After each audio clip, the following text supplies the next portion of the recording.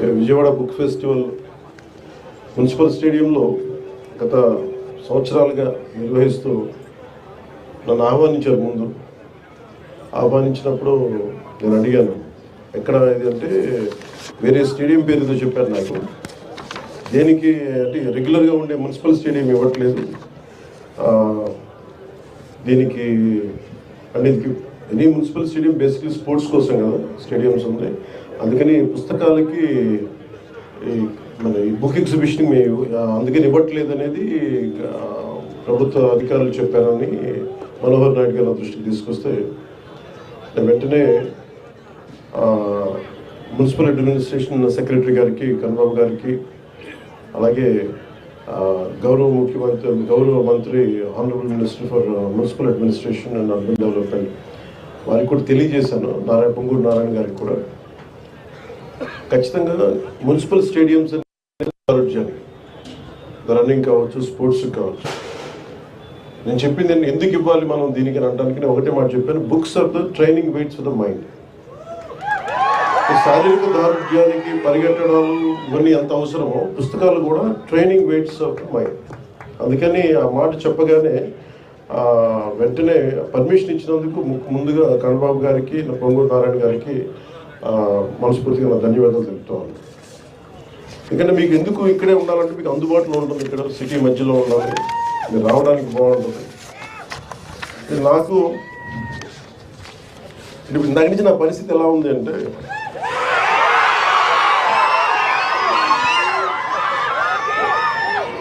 ఒక చిన్న అబ్బాయిని అమ్మా నాన్న ఒక ఆట స్థలం, ఒక క్రీడా స్థలానికి తీసుకెళ్ళి కానీ, ఒక టాయ్ షాప్కి తీసుకెళ్ళి కానీ, ఒక బొమ్మల దుకాణానికి తీసుకెళ్ళి కానీ అతన్ని కూర్చోబెట్టి, అలాగే అతని కంట్రోల్గా పక్కన కూర్చోబెడితే వచ్చిందేమో బొమ్మలు చూడడానికి, కొనుక్కోవడానికి. ఇవన్నీ తల్లిదండ్రులు కూర్చొని హోల్డ్ చేసి మిగతా మాట్లాడితే ఎలా ఉంటుందో నా పరిస్థితి అలా ఉంది. చుట్టుపక్కల పుస్తకాలు నేను ఎంఎస్కే విజయ్ కుమార్ గారు చిన్న కోపం కూడా ఉంది నాకు. ఇంతసేపు నాకు తెలియదు, లేదంటే ఇప్పటికే నేను ఏమంటుందని దీపం వెలిగించి వెళ్ళిపోయే మైండ్ సెట్లో ఉన్నాను నేను. అంటే సరదా ఎందుకు చెప్తున్నానంటే, నాకు జీవితంలో ధైర్యం ఇచ్చింది, నాకు నిలబడే ధైర్యాన్ని ఇచ్చింది నాకు పుస్తకాల ధైర్యాన్ని ఇచ్చింది. నేను ఎప్పుడు అంటే ఈ సందర్భంగా నాకు ఒక పుస్తకాల షాప్ రన్ చేసే నాకంటే చాలా సూపర్ సీనియర్ ఆయన రమేష్ గారని, భవానీ బుక్ సెంటర్ అని రన్ చేసేవాడు నెల్లూరులో. స్కూల్ అసైన్మెంట్స్కి, సోషల్ అసైన్మెంట్స్కి వెళ్ళి ఏవో కొనుక్కుంటూ ఉండేవాడిని. అలాగే నాకు స్నేహం, ఆయన బుక్ షాప్ ఓనర్, నేనేమో 8th class ముగించుకోండి, 7th class. So అది నాకు ఏం చేసింది, ఆయన బుక్ షాప్కి వెళ్ళి నేను కూర్చొని చదవటం, అది నాకు చాలా చాలా సహాయపడింది. దానికి ముందే నేను 5వ తరగతి నుంచో మాకు ఇంట్లో కొంత పుస్తక పఠనం అలవాటు, మా అమ్మగారి వల్ల, మా నాన్న వల్ల క్లాసిక్స్, మా అమ్మ వల్ల తెలుగు సాహిత్యం. సో ముఖ్యంగా నాకు ప్రభావితం చేసిన వ్యక్తులు అంటే, ఈరోజు నేను చాలాసార్లు అనుకుంటాను, డబ్బులు ఒక 1 కోటి రూపాయలు ఇచ్చేయడానికి ఆలోచించను, కానీ ఒక పుస్తకం ఇవ్వాలంటే చాలా ఆలోచిస్తాను. అంటే పుస్తకాన్ని ఇవ్వాలి అంటే నిజంగా నా సంపదను ఇచ్చేసి, అంటే నా కర్ణుడి కవచకుండలాలు ఎలా కోసేస్తే బాధపడుతుందో నాకు తెలియదు, కానీ నా పుస్తకం ఇవ్వాలంటే మటుకు చాలా కింద మీద పడిపోతాను, ఇవ్వాలవుతుంది. అందుకని ఏంటంటే కొంతమంది అడిగినప్పుడు, ఈవెన్ నా పిల్లలు అడిగినప్పుడు కూడా వాళ్ళకి కావాలని ఇంకో కాపీ కొనిచ్చిస్తాను తప్ప నా పుస్తకాలు ఇవ్వడానికి ఇబ్బంది పడతాను. అంత మమకారం నాకు పుస్తకాలు. ఎందుకు ఇంత మమకారం అంటే, నా జీవితంలో ఎప్పుడు కూడా పుస్తకాలు అనేది, పుస్తక పఠనం లేకపోతే నేను ఏమైపోయేవాడిని అనిపిస్తుంది. నేను ఇంటర్వ్యూని కూడా ఎందుకు మధ్యలో ఆపేశానంటే, చదువుకోలేక కాదు, మార్క్స్ తెచ్చుకోలేక కాదు, బాగా చదివేవాడిని. కానీ ఎందుకంటే నేను కోరుకుంటున్న చదువు పుస్తకాల్లో లేదు, క్లాస్ రూమ్లో లేదు. అందుకు నేను ట్యాగూర్ గారి ప్రేరణతో, అంటే రవీంద్రనాథ్ ఠాగూర్ స్కూల్కి వెళ్ళకుండా ఇంట్లోనే కూర్చొని నేర్చుకున్నారంటే, అది నేను కూడా ప్రేరణ తీసుకొని ఆయనలాగే చెట్లు, చేమలు, మొక్కలు చూస్తాం. మా దగ్గరికి అంత లగ్జరీ లేదు, పెద్ద ఉద్యానవనాలు లేవు. మాకు కూడా 2 రోజా మొక్కలతో కుండీలనే చూస్తాం. పుస్తకాలు పెట్టుకొని, క్లాస్ పుస్తకాలు పెట్టుకుని రోజా పువ్వులను చూస్తూ ఉండిపోయాడు. ఎట్లా ఎగ్జామ్స్ ఫెయిల్ అవుతాం కదా ఖచ్చితంగా, అలా చూస్తూ ఉంటాం. ఇట్లా చాలా ఇవన్నీ చూస్తూ నాకు బలం ఇచ్చింది. ఎందుకంటే నాకు స్వతంత్రంగా నేను నేర్చుకోగలను, నాకు అధ్యాపకులు అవసరం లేదు, నాకు ఏమి కావాలో నేను నేర్చుకోగలను. అది సైన్స్ కానీ, సోషల్ సైన్సెస్ కానీ, పాలిటిక్స్ కానీ, హిస్టరీ కానీ, నాకు వేరే టీచర్ అవసరం లేదనిపించింది. అందుకని నేను నా చదువు ఇంటర్లో వదిలేసి నేను చదవడం నేర్చుకున్నాను. నేను చదువు ఇంటర్ ఆపేశాను కానీ చదవడం ఎప్పుడు ఆపలేదు. ఈరోజు ఓడిపోయినా ఎందుకు శక్తి ఉంటుంది, ఓటమిలో కూడా ఎందుకు శక్తి ఉంటుంది అంటే, ఇందాక చెప్పాను కదా, books are the training weights of our mind అని. చదవటం వల్ల మనకి మానసిక శక్తి చాలా బలపడుతుంది. మామూలు బలం. నేను చాలా సంపాదించాను అని అనుకున్నప్పుడు నాకు నిజంగా సినిమాలు గొప్ప విజయం సాధించడం నాకు ఎప్పుడు ఆనందం కలదు. మా వదిన కానీ, మా అన్నయ్య దగ్గరికి వెళ్ళిన, అంటే నాకు ఈ బుక్ ఫెయిర్కి రాగానే నాకు ఎక్కడో మద్రాసులో ఇప్పుడు చెన్నైలో ఒక తెలుగు ఇట్లాగే బుక్ ఫెయిర్కి వెళ్ళేవాడు. అక్కడ బుక్ ఫెయిర్ జరిగేది, తెలుగు సెక్షన్ కూడా ఉంది. అందులో రకరకాల పుస్తకాలు. అప్పుడు నేను కొన్నది మొదటిది దేవరకొండ బాలగంగాధర్ తిలక్ అమృతం కురిసింది, అలాగే మార్క్ ట్వైన్ అనువాద ప్రచనం, ఇవన్నీ కొనుక్కొని ఇంటికి. అలాగే నండూరు రామ్మోహన్ రావు గారి విశ్వదర్శనం, ఇవన్నీ మనకి ఇంటికి వచ్చి ఎప్పుడు ఓపెన్ చేయాలి అవి, ఆ కొత్త పుస్తకాల వాసన అది మర్చిపోలేము. ఓపెన్ చేయగానే దానికి కొత్త సువాసన ఉండదు. అంటే వర్షం చినుకు పడ్డప్పుడు ఎండిపోయిన నేలకి మట్టి వాసన ఎలా ఉంటుందో, ఒక కొత్త పుస్తకాన్ని తీస్తే ఆ వాసన అది తాగు ఎంత మొత్తుగా ఉంటుందో ఒక పుస్తక ప్రియుడికి తెలుసు దాని భావం. అలాగా ఆ రోజు అంటే నేను ఎందుకు నన్ను ఈరోజు పాలిటిక్స్లో కూర్చోబెట్టి నాకు ఎందుకు ఇంత బలం ఇచ్చినాయి అంటే, మన ఈ మధ్యన మన్యం ప్రాంతంలో కూడా వెళ్ళగలిగి ఎందుకు అర్థం చేసుకోగలనంటే, ఎందుకు నడవగలనంటే, ఎప్పుడో కేశవరెడ్డి రచించిన అతడు అడవిని జయించాడు. ఆ పుస్తకం చదివితే తప్పిపోయిన చుక్క పందుల కోసం అతను ఎంత కష్టపడ్డాడు అంటే, మనం ఇక్కడ మణులు మాణిక్యాల కోసం కష్టపడతాం. ఒక గిరిజనుడికి ఆ చిన్నపాటి ఆధారమైన తన చుక్క పందులు వెళ్ళిపోతే ఎంత కష్టపడతాడు, ఎంత ఇబ్బంది పడతాడు, అది ఆ కష్టం నాకు అర్థం చేసుకున్నాడు. అంటే ఎంత ఇబ్బందులు పడతారు. అలాగే చిన్న కథలు చదివినా, అలాగే మన సంస్కృతి గురించి అర్థం చేసుకోవడానికి ఎప్పుడో చిన్నప్పుడు 5వ తరగతిలో ఐ థింక్ ఆంధ్రపత్రిక సరిగ్గా గుర్తులేదు, దాంట్లో హాహా హూ అని చెప్పి మన విశ్వనాథ సత్యనారాయణ గారిది ఒక ధారావాహిక సీరియల్ ఉండేది. నాకు ఎందుకు గుర్తుండిపోయిందంటే, ఏదో ఒక విదేశాల్లో పెద్ద బహుళంతస్తులు ఉన్న ఒక సెంటర్లో ఒక అశ్వముఖంతో ఉన్న మనిషి శరీరంతో ఒక గంధర్వుడు పడిపోయి ఉంటాడు, ఇలా మూర్చపడిపోయి ఉంటాడు. ఆ ఫోటో చూశాను, అది చదివి దాన్ని చదవడం స్టార్ట్ చేశాను. ఆ హాహాహు చదివితే విశ్వనాథ సత్యనారాయణ గారిది మన సంస్కృతి పట్ల అవగాహన అర్థం అవుతుంది. అంటే ఎంత గొప్ప సంస్కృతి అని, అంటే ఎంత గొప్ప సైన్స్ ఫ్యాంటసీ సినిమా అంటే, ఒక జగదేక వీరుడు విజయ అతిలోక సుందరం కూడా మంచి దానికి మించింది అంటే ఎంత అద్భుతం. అలాగే గుర్రం జాషువా గారిది మనకి ఫిర్దౌసి నా టీచర్ చెప్తే, నా తెలుగు మాస్టర్ గారు వెంకటరమణ గారు చెప్తే ఎంత హత్తుకుపోయిందంటే, నా గుర్రం జాషువా గారి మీద పాదాలకి నమస్కరించాలని అంత గౌరవం పెరిగిపోయింది. అంటే ఒక వ్యక్తి తాలూకు కష్టం, ఒక శ్రమ దోపిడీని ఎలా చేయకూడదు అనేది మనకి ఫిర్దౌసిలో అర్థమవుతుంది. అలాగే ఒక అడ్వెంచర్ అంటే ఇష్టం, ఎలా చేయాలనుకున్నప్పుడు చివుకుల పురుషోత్తం గారిది, ఆయన బాల సాహిత్యం తెలియనప్పుడు బంగారం చేయడం ఎలా, అది చదివినప్పుడు నాకు కూడా ఇంట్లో నుంచి పారిపోయి బంగారం ఎలా చేస్తే మన ఇంట్లో తీసుకొని తెచ్చేసుకోవచ్చు అనేది ఒక ఫ్యాంటసీ మైండ్ ఉంది. అలాగే ఇంకొంచెం వయసు వచ్చాక ఏది పాపం అని చివుకుల పురుషోత్తం గారు చదివినప్పుడు ఎంతెంత కష్టాలు పడాలి, ఏమేమి నలుగుతారు మనుషులు అని. అలాగే గోపీచంద్ గారు ధర్మవడ్డీ చదువుతున్నప్పుడు మనుషుల స్వభావాలు ఎలా మారిపోతాయి, చెడ్డవాడుగా ఉన్నప్పుడు అందరూ భయపడతారు, మంచివాడుగా ఉన్నప్పుడు సమాజమే చెడ్డదైపు చంపేసింది, ఇలాంటివి విన్నాం. ఇలా ఒక్కొక్క పుస్తకం చదువుతున్నప్పుడు లోపల చాలా తెలియని భావాలు, మనకు సమాజం పట్ల అవగాహన, ఇవన్నీ మనకి కదులుతూ ఉంటాయి.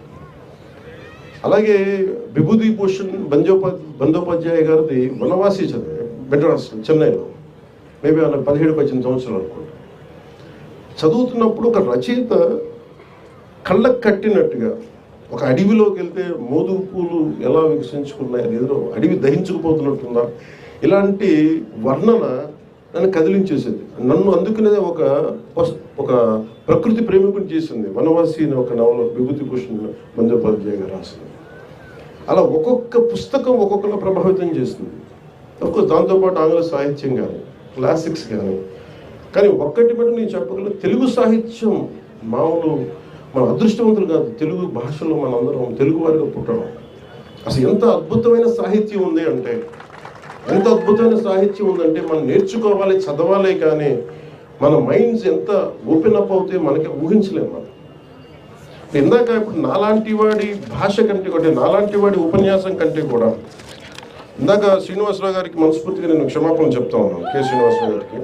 ఎందుకంటే నేను మధ్యలో ఆపేసి అర్థాంతరంగా ఆపేశాను. అంటే ఆయన భారతదేశంలో ఉన్న అన్ని భాషల్లో ఉన్న కీలకమైన కథలన్నీ ఆయన ఇంగ్లీష్లో ఇండియన్ స్టోరీస్ ఒక ఫస్ట్ వాల్యూమ్ ఆయన సంకలనం చేసి నాకు ఇచ్చారు. ఇప్పుడు మనస్ఫూర్తిగా వారికి నా ధన్యవాదాలు తెలుపుతున్నాను. అంటే మనం ఎందుకు అర్థం చేసుకోవాలి అంటే, నాలంటే ఒక పాపులర్ ఫిగరే, ఎక్కువ మందికి తెలిసి ఉండొచ్చు.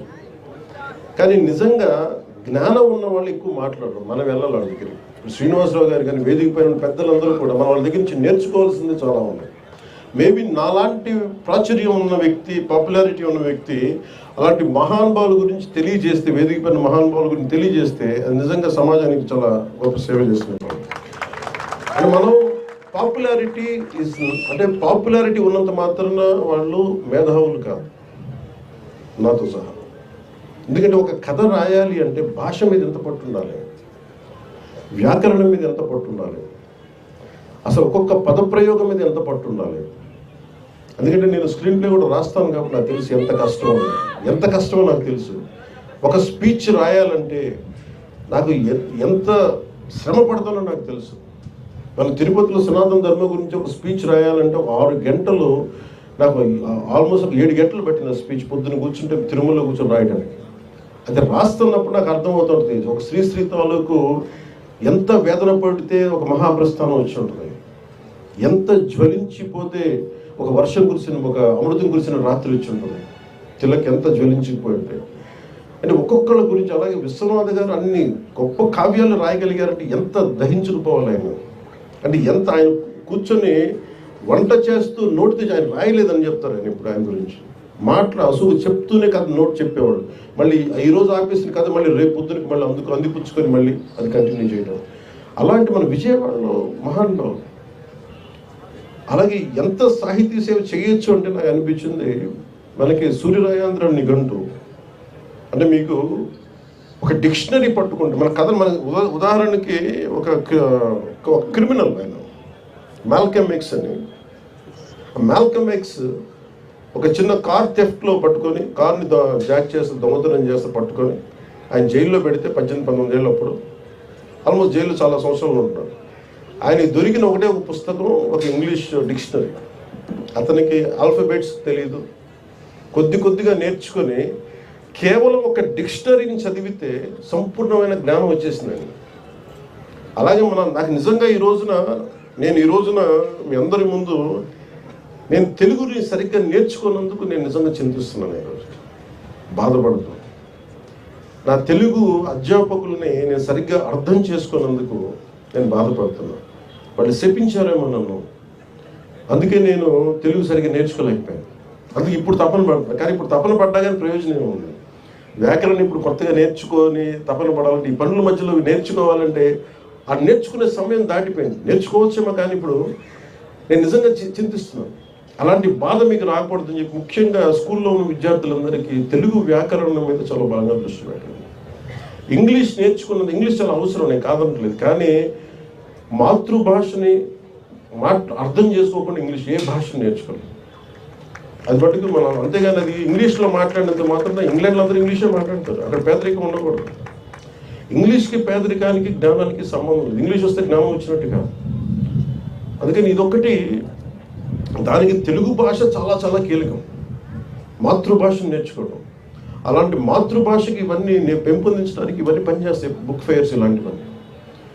ఒక్కొక్క పుస్తకం ఎంత విలువైందో మనకు తెలియదు, ఎంత ట్రైనింగ్ వెయిట్స్ అని చెప్పాను. ఒక్కొక్క పుస్తకంలో ఎంత ఇన్ఫర్మేషన్ ఉంటుందో మనకు తెలియదు, చదివితే తప్ప దాని లోతు అర్థం కాదు. అందుకని మీకు ఇవన్నీ ఈరోజు పుస్తకాలు మన సెల్ ఫోన్స్ పట్టుకుంటాం, మాట్లాడేస్తాం, ఇన్ఫర్మేషన్ చేతిలో ఉందనుకుంటాం, ఏదైనా తెలుసుకోనుకుంటా. కానీ క్రియేటివ్ ఆస్పెక్ట్ అంటే మనకి ఒక ఇమాజినేషన్ ఎబిలిటీ రావాలనుకున్నా కానీ, లేదంటే మనం కూర్చోబెట్టి ఏదైనా నేర్చుకొని కొత్తది ఒక ఇన్నోవేటివ్ కొత్తది చేసుకోవాలనుకున్నా కానీ మనదైన పుస్తకాలు చదివి మనదైన కనెక్షన్స్ చేసుకుంటే తప్ప మనకు ఆ ఇన్నోవేటివ్ మైండ్ సెట్ రాదు మనకి. అందుకని పుస్తక పఠనం అనేది చాలా కీలకం. గొప్ప రచయితని నేను ఎప్పటికీ రచయితని కాకపోవచ్చేమో, కానీ రచయితలు తాలూకు కష్టాన్ని చాలా అద్భుతంగా అర్థం చేసుకునేవాడు, మనసు లోతుల నుంచి అర్థం చేసుకునేవాడు. అందుకని నాకు రచయితల మీద, కవులు, కళాకారుల మీద అపారమైన గౌరవం. వారికి మనస్ఫూర్తిగా నా ధన్యవాదాలు ఎందుకంటే తెలియజేస్తున్నాను. అలాగే గొప్ప రచయితలు పుట్టిన నేల ఇది. మన ఈ మధ్యలో సంభాషణలో కూడా నేను మాట్లాడుతూ ఒక విశ్వనాథ సత్యనారాయణ గారు ఇదే మన అమెరికాకి వెళ్తే, విదేశాలు యూరోప్కి వెళ్తే ఒక్కొక్క రచయితలు ఇంకా షేక్స్పియర్ ఇల్లు ఇది ఇలా ఉంటుంది, ఆయన ఇలా ఇక్కడ కూర్చున్నాడని చెప్తారు. అలాగే ఐన్స్టైన్ ఇల్లు ఇంకా అలాగే ఉంది, అపార్ట్మెంట్ ఇక్కడ మన జెనీవా. సో ఒక్కొక్క నగరంకి వెళ్తే కొంతమంది రచయితలు. అలాగే మనకి నేను చెప్పింది ఏంటంటే మనం కూడా ఇక్కడ కూర్చొని రచయితలు చాలామంది ఉన్నారు ఇక్కడ. ఒక గుర్రం జాషువా గారు ఉంది, గుర్రం జాషువా గారి ఇల్లుని భద్రపరచడం.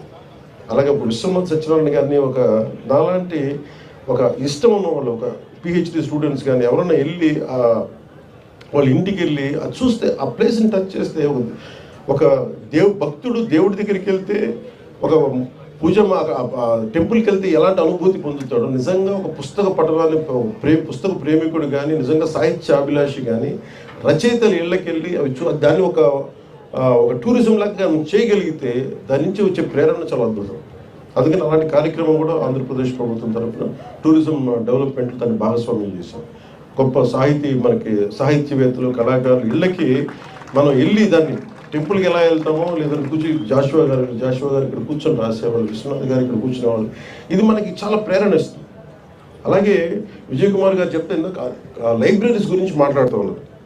అసలు ఈ రోజున ఇలాంటి వేదిక లేకపోతే నాకు ఎప్పటికీ కూడా వేదిక పేరున్న ఈ మహానుభావుల గురించి నాకు తెలిసినది కాదు. చదివేవాడేమో కానీ నాకు ఎప్పుడు కళ్ళతో చూసే అవకాశం కలిగేది కాదు. సో అందుకని ఇలాంటి సాహితీవేత్తలందరూ కూర్చోవడానికి గ్రంథాలయాలను వేదికగా చేయాలి. చుట్టూ కల్చరల్ సెంటర్స్, లిటరీ సెంటర్స్ అవ్వాలి అంటే ఖచ్చితంగా దాన్ని పరిశీలిస్తాను. ఎందుకంటే దీన్ని ఒక ఉద్యమం లాగే చేయాలి. ఎందుకంటే మనం 2047లో ఒక అద్భుతమైన ప్రగతి చెందిన రాష్ట్రం అవ్వాలి అంటే మనం కూర్చొని జ్ఞానం ఉన్న సమాజం లేకపోతే, సాహిత్యం మీద ఒక బలమైన ఒక అవగాహన ఉన్న వ్యక్తి సమూహం లేకపోతే మనం ఏమి చేయలేం. మన చేతుల్లో పుస్తకాలు ఉన్నాయి. ఈరోజు ఒక్కొక్క పుస్తకం మీరు చూస్తే మీరు ఆలోచించాల్సింది, ఆ పుస్తకం రాసిన ఒక పేజీ మనం రాయగలమో మనం ఆలోచించాలి. పుస్తకం నచ్చిందా నచ్చలేదా సెకండ్, అసలు రాయాలంటే ఎంత కష్టపడాలి. భాషలో ఏముంటుందని, ఉచ్చారణం ఏముంటుందని, మనం మాట్లాడేటప్పుడు తప్పులు దొరలకుండా, రాసేటప్పుడు తప్పులు దొరలకుండా రాయాలంటే ఎంత కష్టపడాలి. ఇది మనం అర్థం చేసుకున్నప్పుడు ముందు చాలా గౌరవం పెరుగుతుంది రచయితలు. అలాగే తర్వాత మనం నచ్చినాయిగా అది మనం ఎలా ప్రభావితం చూపించినాయి. శ్రీశ్రీ గారి మహాప్రస్థానం కానీ ఒక్కొక్క రచనలు, అలాగే ఎంతోమంది కాంటెంపరీ రచయితలు మనం అర్థం చేసుకోవచ్చు, వాళ్ళ దృక్పథం అర్థం చేసుకోవచ్చు. ఇవన్నీ మనకి మనస్ఫూర్తిగా మీకు జ్ఞానాన్ని పెంపొందించేది ఇలాంటి బుక్ ఫెయిర్స్. అందుకని మనస్ఫూర్తిగా నేను మరొకరందరికీ ధన్యవాదాలు తెలుపుకుంటా ఉన్నాను.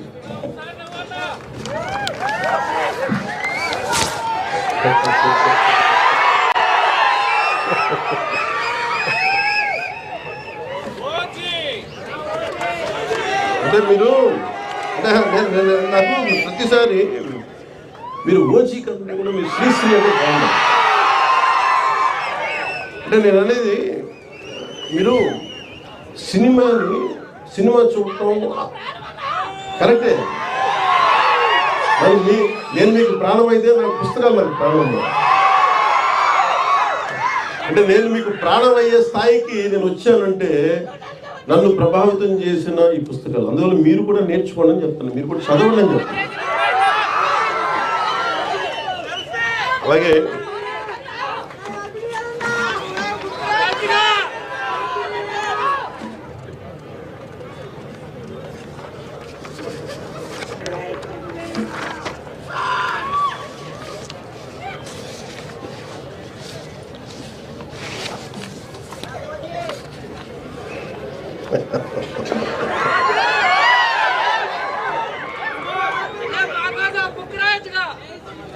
అంత జ్ఞానం ఉండి వాడికి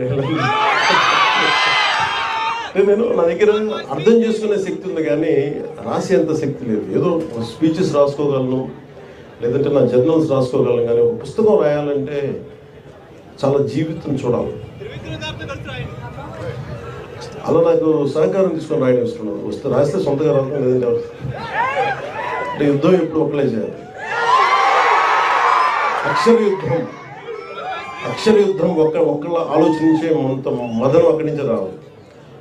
భవిష్యత్తు మొత్తం భగవంతుడు మనకి విధి కనుక మనకి ఆశిస్తే మనం ఆ రోజు రాదు. కానీ నా కోరిక ఏంటంటే సూర్యరాయేంద్ర నిఘంటు పిఠాపురం మహారాజు గారు ఆయన రాశారు. ఆయన డబ్బులు ఇస్తే మన సూర్య ఒక 6 వాల్యూమ్స్ 7 వాల్యూమ్స్. సో సూర్యరాయేంద్ర నిఘంటుని తిరిగి పునర్ముద్రణ జరగాలని నేను చాలా సంవత్సరాలుగా ప్రయత్నం చేస్తాను. మనోహర్ నాయుడు గారికి కూడా తెలుసు. దానికి కొంత డబ్బు ఇద్దామంటే ఏమైపోయింది, మళ్ళీ కూర్చొని కొత్త దాని ఎడిటోరియల్ టీం రావాలి, చాలామంది భాషా శాస్త్రవేత్తలు కావాలి. అందుకని వాటిని ఏం చేస్తున్నామంటే ఇప్పుడు మొన్న గౌరవ ముఖ్యమంత్రి చంద్రబాబు నాయుడు గారి దృష్టికి కూడా తీసుకెళ్ళాం మొన్న దీంట్లో. సో ఈరోజు మన ఏదో మాట్లాడుతున్న దాదాపు 1,40,00,000 1,70,00,000 దాకా అవుతుందని చెప్తా ఉన్నారు చేయడానికి. సో నేను అనుకుంటుంది, నేను ఒక 3వ వంతు నేను భరిస్తాను. అలాగే కేంద్ర ప్రభుత్వం, రాష్ట్ర ప్రభుత్వం సహకారం తీసుకొని, అంటే సూర్యరాయేంద్ర నిఘంటు ఎందుకు అవసరం అనడానికి ఇందాక నేను మిస్ అయిపోయింది. మాల్కమ్ ఎక్స్ది అంటే అతను డిక్షనరీ చదివి మహాజ్ఞాని అయిపోయాడు, మా గొప్ప వక్త అయిపోయాడు, సివిల్ రైట్స్ లీడర్ అయిపోయాడు. అట్లాగా డిక్షనరీ చాలా చాలా కీలకం. సో డిక్షనరీస్ మీరు చదవండి. ఎందుకంటే మీకు నేను ఇవ్వగలిగేది నిజంగా మన చేతిని చాలాసార్లు అనుకుంటాను, నా పిల్లలు కూడా ఇదే చెప్తాను, రీడింగ్ మీరు ఒక అలవాటు చేసుకోండి. పుస్తక పఠనం అనేది నెక్స్ట్ జనరేషన్కి కానీ ఈ జనరేషన్కి కానీ. ఎంతసేపు టీవీలు చూస్తాం, ఎంతసేపు ట్విట్టర్ మీద ఉంటాం, ఎంతసేపు సోషల్ మీడియా చూస్తాం. నిజంగా దానికి మన పుస్తకాలు చదివితే మనకు వచ్చే జ్ఞానం వేరు, పోరాటం చేసే శక్తి వేరు ఉంటుంది. నేను చాలాసార్లు కుంగిపోయినప్పుడు ఒక శేషేంద్ర నాకు ఉత్సాహం ఇచ్చాడు, గుంటూరు శేషేంద్ర. అలాగే నాకు తిరుగుబాటు చేయాలి, గతి మనకు దారి తెన్ను లేదు, కానీ చీకట్లో ఒక దీపంలా కనిపిస్తుంది అనేది నాకు చెప్పడానికి నాకు ఒక దేవరకొండ బాలగంగాధర్ తిలక్ నాకు దారి చూపించారు. వాళ్ళు ఎవరు నా దగ్గర ప్రత్యక్షంగా ఎవరు లేరు, కానీ వారి మాటలు నాకు గైడెన్స్ ఇచ్చింది. సో అందుకని మీకు ప్రతిదీ ఈ కనిపిస్తున్న ప్రతి పుస్తకం అది మీకు ఒక సంపద, అది మీకు ధైర్యం ఇచ్చేది మీకు. అందుకని ఆ ధైర్యాన్ని మీరు సంపాదించుకోమని. ఎందుకంటే నేను ఒక్కడిని చేసే పోరాటం కాదు, మీలాంటి యువకులు, పెద్దవాళ్ళందరూ కూడా మనం కూర్చొని ఎవరైతే తెలుగు భాషా శాస్త్రవేత్తలు ఉన్నారు, అధ్యాపకులు ఉన్నారు, తెలుగు పండితులు ఉన్నారు, ముందుగా మనం చేసిన సరిగ్గా నేర్చుకున్నందుకు వారి కాళ్ళకి నమస్కారం పెట్టాలి. ఎందుకంటే మీరు ఎంత కష్టపడితే డబ్బులు ఉండవు దాంట్లో. తెలుగు అధ్యాపకులు కావాలంటే డబ్బులు ఉండాలి. మొన్న ఈ మధ్యన స్కూల్లో కూడా చెప్పారు, అధ్యాపకులు హైయెస్ట్ పెయిడ్ వ్యక్తులు అవ్వాలి, జీతాలు వాళ్ళకి ఎక్కువ ఉండాలి. ఎందుకంటే సమాజాన్ని నిజంగా ఒక అధ్యాపకుడు కనుక బలమైన జీతభత్యాలు ఇవ్వగలిగితే సమాజం మారిపోతుంది. ఆ విధంగా నేను కోరుకుంటా ఉన్నాను, అలాంటి జరగాలని చెప్పి. మనస్ఫూర్తిగా నాకు ఈ అవకాశాన్ని ఇచ్చిన ఈ మొత్తం ఈ బుక్ ఫేర్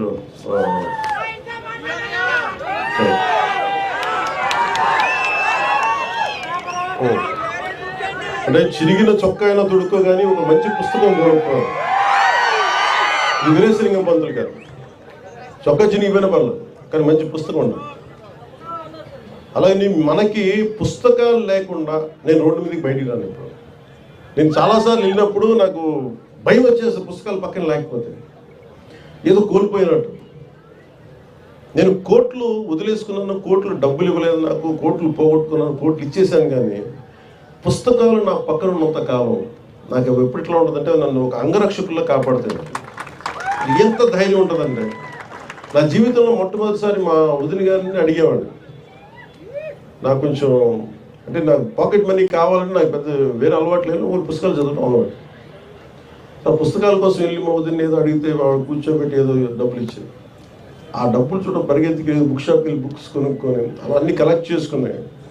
చనిపోయాక నాకున్న కోరిక చనిపోయాక నేను చాలాసార్లు ఒక తొలి ప్రేమకి కొంత డబ్బు వచ్చింది.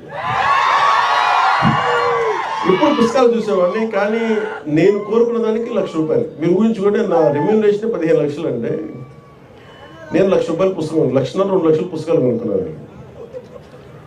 అంటే వెళ్ళి పుస్తకాలు కొనుక్కున్న ఆ బుక్ షాప్లోకి వెళ్తే ఎంత అనిపించిందంటే నేను ఏదో మొత్తం ఒక బ్యాంక్ వాల్ట్లోకి వెళ్తే కొన్ని లక్షల కోట్లు కనిపిస్తే ఎలా ఉంటుందో నాకు లోపల అలా ఉంది. జేబులో డబ్బులు ఉన్నాయి, ఎదురుగా పుస్తకాలు ఉన్నాయి. ఒక్కొక్క పుస్తకాన్ని నాకు నచ్చిన పుస్తకం కొనుక్కొని రూమ్లో పెట్టుకొని ఒక 3 రోజులు నిద్రపోలేదు. అది చూస్తా ఉన్నాను, కొంచెం చదువుకుంటా ఉన్నాను, మళ్ళీ ఆ పుస్తకం తీసాను, కక్కుర్తి ఆతృత, ఇది చదివేయాలి. అందుకే నేను అంటే ఒక జీవిత కాలంలో కార్ల్ సగాన్ చెప్పినట్టుగా 10,000 పుస్తకాలు చదవగలను. ఒక మనిషి 10,000 పుస్తకాలు చాలా బలంగా చదవగలను సంపూర్ణంగా.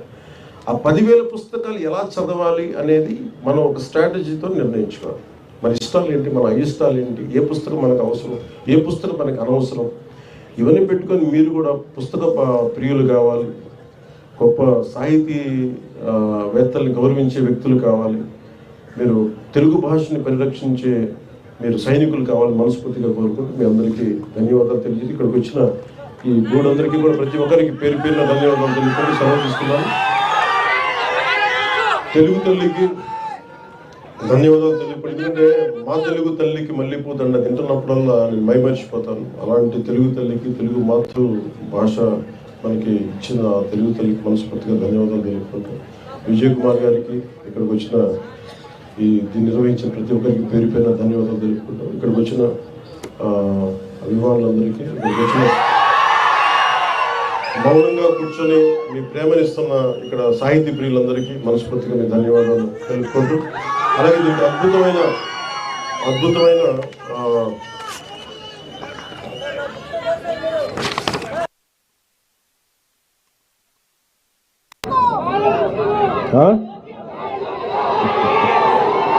అలాగే దీనికి అద్భుతమైన సహకారం అందించిన శ్రీ లక్ష్మీషా ఐఏఎస్ గారు, కలెక్టర్ డిస్ట్రిక్ట్ మ్యాజిస్ట్రేట్ ఎన్టీఆర్ జిల్లా వారికి, అలాగే ఎస్వి రాజశేఖర్ బాబు ఐపీఎస్ గారికి, కమిషనర్ ఆఫ్ పోలీస్ ఎన్టీఆర్ జిల్లా.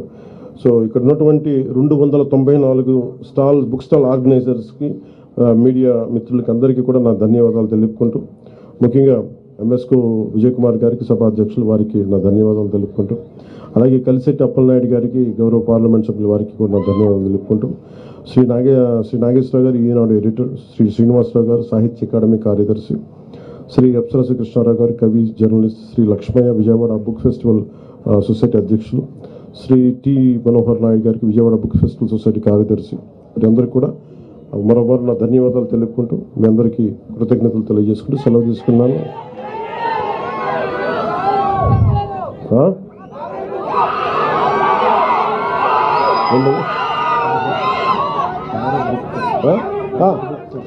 ఫేవరెట్ బుక్స్ అని ఒకటేలా చెప్తే చాలా ఉన్నాయి.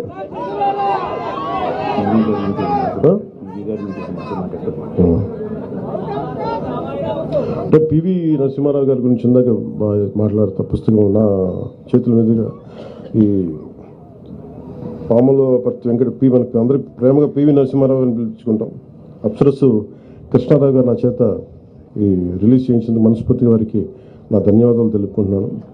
అంటే పివి నరసింహారావు గారి గురించి చెప్తారు, ఆయన మొత్తం సర్ది పెట్టేసుకొని ఇంక నేను ప్రధానమంత్రి ఇవన్నీ ఢిల్లీలోకి రాజకీయాలు లేవని చెప్పి ఆయన ఉన్నదల్లా ఆయన గ్రంథాలయాన్ని తిరిగి ఆయన కరీంనగర్ దగ్గర నేను సొంత గ్రామానికి తీసుకెళ్ళిపోతా ఉంటే అప్పుడు ఆయన ప్రధానమంత్రి అయ్యారు.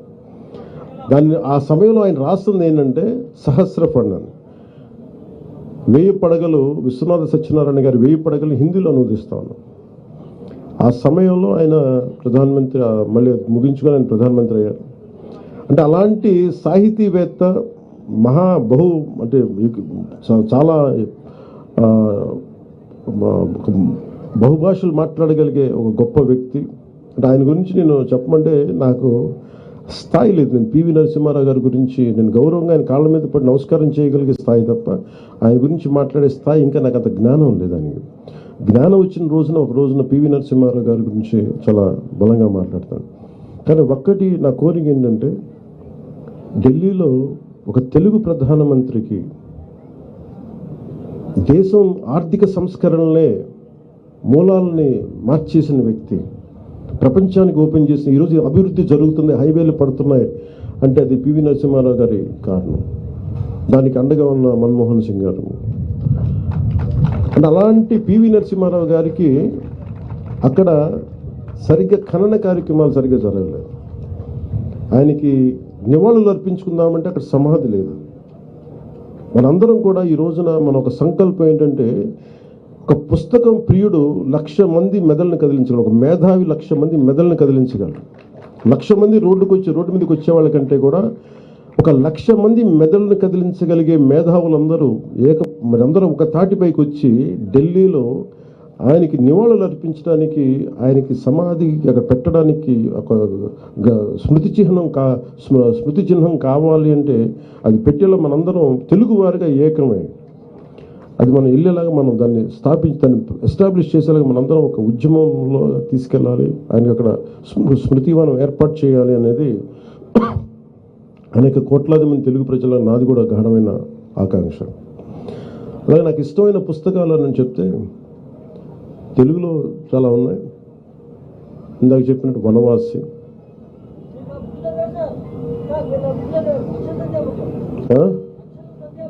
అక్షర సత్యామృతం, తెలుగులో వనవాసి, అలాగే చివుకుల పురుషోత్తం గారిది ఏది పాపం అని నేను నేర్చుకున్నాయి. అలాగే ఇంగ్లీష్లో బాగా ప్రభావితం చేసిన వి ద నేషన్, మన నాని పాల్కివాలా గారిది we the nation and we the people. The list goes on, చాలా ఉందా లిస్ట్. కానీ ఎప్పుడన్నా మీరు కోరుకున్నట్టుగా ఇలా సభలో కాకుండా అప్పుడప్పుడు నా ట్విట్టర్ని వేదికగా చేసుకుని దాంట్లో చెప్తూ ఉంటాను. ఇదివరకు పెట్టేవాడిని, కానీ మరీ కొంచెం అతిగా ఉంటుంది, ఎక్కువ మన షో కొడుతున్నాడు అనుకుంటారని చెప్పి నాకు ఇబ్బంది. నేను ఒకసారి అంటే ఇది ఒక్కడే చదువుతున్నట్టు మేము చదవట్లేదని అంటారు, భయం వేసి నేను పెట్టడం మానేసి. కానీ మీరు చెప్పారు కాబట్టి అప్పుడప్పుడు పెడతాను. Thank you. జై హింద్.